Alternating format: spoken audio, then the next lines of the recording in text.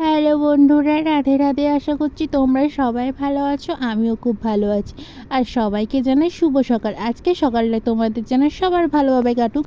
তো দেখো না, ঘুম থেকে উঠেই কিন্তু আমি চলে এসেছি একদম রান্নাঘরটাকে পরিষ্কার করতে। দেখো, রান্নাঘরটাকে পরিষ্কার না করলে কিন্তু সকালবেলায় বাসি কাজগুলো রয়ে যায়। আর আমি চেষ্টা করি ঘুম থেকে ওঠার পর যত বাসি কাজ আছে সেগুলো তাড়াতাড়ি করে সেরে নিয়ে। সেই মতনই দেখো, রান্নার জায়গাটা ভালো করে ঝাড় দিয়ে এবার আমি গোবর আর মাটি দিয়ে সুন্দর করে উনুন পাড়টা লিপে দিচ্ছি। আর আমার উনুন পাড় লিপতে সত্যি খুবই ভালো লাগে। জানি না এটা হাস্যকর হলেও কিন্তু এটা সত্যি কথাই যে আমার উনুন লিপতে খুব ভালো লাগে। আগে কিন্তু কখনো কিন্তু আমি এই উনুন লিপতাম না। বিয়ের পরে গিয়ে এত কিছু শিখেছি যে আমার নিজেকে ধন্য মনে করি যে এই কাজগুলো আমি করতে পারি। আর এই গোবর দিয়ে লিপতে ভীষণ আমার ভালো লাগে। আর একটা সময় কি আমি ছিলাম, গোবর ধরতে খুব ঘৃণা পেতাম। গোবর ধরতাম প্লাস্টিক দিয়ে। বিয়ের পরপর যখন নতুন এসছি এই বাড়িতে তখন কিন্তু এই কাজটাই করতাম। আর আমার শাশুড়ি মা এখন তার জন্য আমাকে বলে যে তুই আগের থেকে কত চেঞ্জ হয়ে গেছিস। আগে এই কাজগুলো করতিস না, না মানে প্লাস্টিক দিয়ে গোবর ধরতিস, আর এখন গোবর চটকে মাটি দিয়ে উনুন পাড় কত সুন্দর করে লিপ। সত্যি আমি যে এত সুন্দর করে উনুন পাড় লিপতে পারি এটা আমি নিজেকেও এখনও বিশ্বাস করতে পারি না। যাই হোক না, মানে তোমাদেরও কেমন লাগে কিন্তু আমাকে জানিও যে আমার উনুন পাড়টা কত সুন্দর করে আমি লিপেছি। তো দেখো না, উনুন পাড় লিপে বাসি কাজ সেরে আমি চলে এসেছিলাম এবার ঘরে বাসি কাপড় ছেড়ে। তো এইদিকে দেখো, আমি এখন খাটটাকে ভালো করে পরিষ্কার করে নেব। অনেক দিন ধরেই ভাবছিলাম যে খাটটা পরিষ্কার করব করে, তো সময়ও হয়ে উঠছিল না। তো আজকে ভাবলাম যে না, আজকে একটু সুযোগ পেলাম, তো এবার আজকে সব কিছু সুন্দরভাবে গুছিয়ে নেব। তো দেখো, প্রথমে কিন্তু খাটটাকে মুছে নিলাম, তারপরে আমি এই বিছানার চাদরটাকে এখন সুন্দর করে পেতে নেব।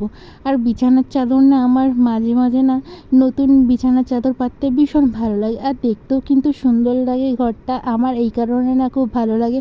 আর গরমে কিন্তু যত সুতির চাদর পুরনো পাতা তত কিন্তু শুয়ে কিন্তু মজা পাওয়া যায়।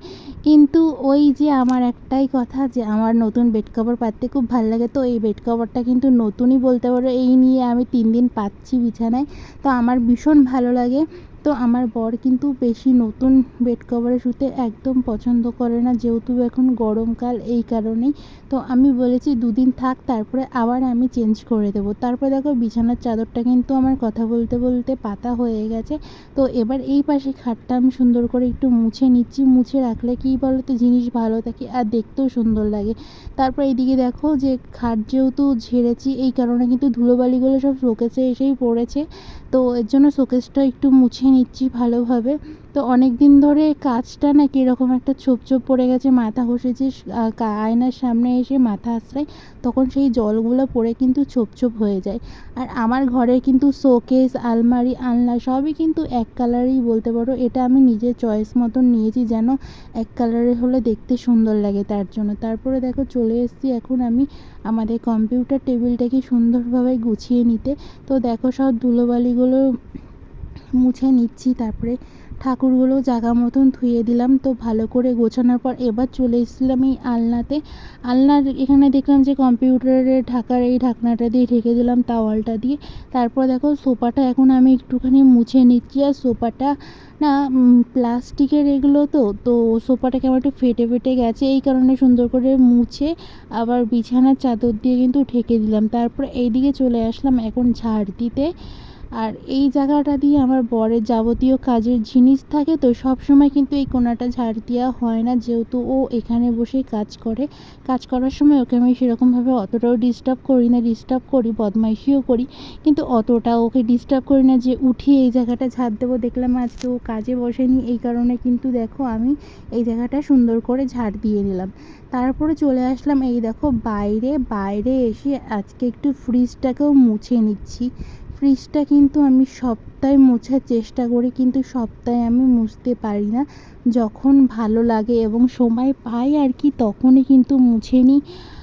নয়তো না ফ্রিজ বেশি দিন জিনিসপত্র রাখলে, এখন গরমকাল তো জিনিসপত্র ফ্রিজে অনেক পরিমাণেই থাকে, এটা ওটা সব রেখে দিই হয়। আর গরমে কিন্তু খাওয়া দাওয়া করতে একদমই ইচ্ছা করে না। তো সেই খাবার দাবারগুলোও কিন্তু ফ্রিজে রেখে দেওয়া হয় যেন আমরা পরের দিন খেতে পারি, এই কারণে। আর আমরা কিন্তু ফ্রিজের জিনিস কমই খাই বলতে পারো। তো যেইটুকুনি জিনিস না রাখলে না, সেইটুকুনি জিনিসই কিন্তু ভিতরে রেখে দিয়ে আমরা তো দেখো ভিতরটা মুছে এখন জায়গা মতন সব জিনিসগুলো রেখে দিয়ে আমি এবার বাইরেটা সুন্দর করে মুছে নিচ্ছি। যেহেতু ভিতরটা মুছেছি বাইরেটাও মোছার দরকার, এই কারণে আমি বাইরেটাও মুছে নিচ্ছি। তো ওইদিকে দেখো কথা বলতে বলতে আমার তো ফ্রিজ মোছা হয়ে গেল, আর আমার বর দেখো এসে একটা তরকারি দিয়ে গেল। এই জায়গাটা মুছে আমি আবার তরকারিটা রেখে দেবো, তাই বললো যে এই জায়গাটা মুছে সুন্দর করে তরকারিটা রেখে দিও। তারপরে মা আবার ডাকলো যে এই লতি রান্না হচ্ছিল, লতিটা একটু তুই রান্না কর। তো আমি আবার পাকতালে একটু লতিটা রান্না করতে চলে গেছিলাম। তো দেখো ওইদিকে রান্না ঠান্না করলাম, করে এসে এখন আমি আবার ঘরটাকে এখন মুছে নিতে চলে এসেছি। যেহেতু মা একটু কাজ করছিল তাই মায়ের হাতে হাতে একটু সাহায্য করতে গেছিলাম, লতিটা আর কি রান্না করে দিয়ে আসলাম।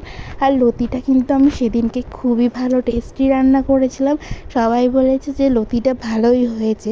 আর কেউ যখন আমার রান্নার প্রশংসা করে না, সত্যি কথা বলতে না, তখন আমার খুবই ভালো লাগে, মনটা একদম মানে নাচতে ইচ্ছা করে, এরকম আর কি ব্যাপার হয়ে যায়। তো এইদিকে দেখো মোছা তো হয়ে গেল ঘরটা, এই দেখো ঘর মুছে এখন আমি চলে যাব বাইরে, বাইরে গিয়ে বারান্দাটা মুছে নেব। আর আমার ঘর বারান্দা নিয়ে কিন্তু অনেকটা বড়ই আমাদের ঘরগুলো। তো এইদিকে দেখো বারান্দাটা এবার মুছতে চলে এসেছি।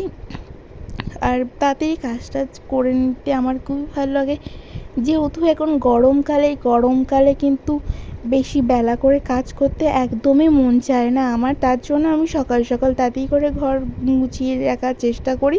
তো দেখো ফাইনালি আমার ঘরটা একটু দেখিয়ে দিই, কত সুন্দর লাগছে। তোমরা কিন্তু অবশ্যই জানাবে যে আমার ঘরটা তোমাদের কেমন লাগে, আর আমার ব্লগগুলো দেখতে তোমাদের কেমন লাগে। যদি ভালো লাগে অবশ্যই কিন্তু আমার চ্যানেলটি সাবস্ক্রাইব করে আমার পাশে থাকবে, এই অনুরোধটাই তোমাদের কাছে রইল।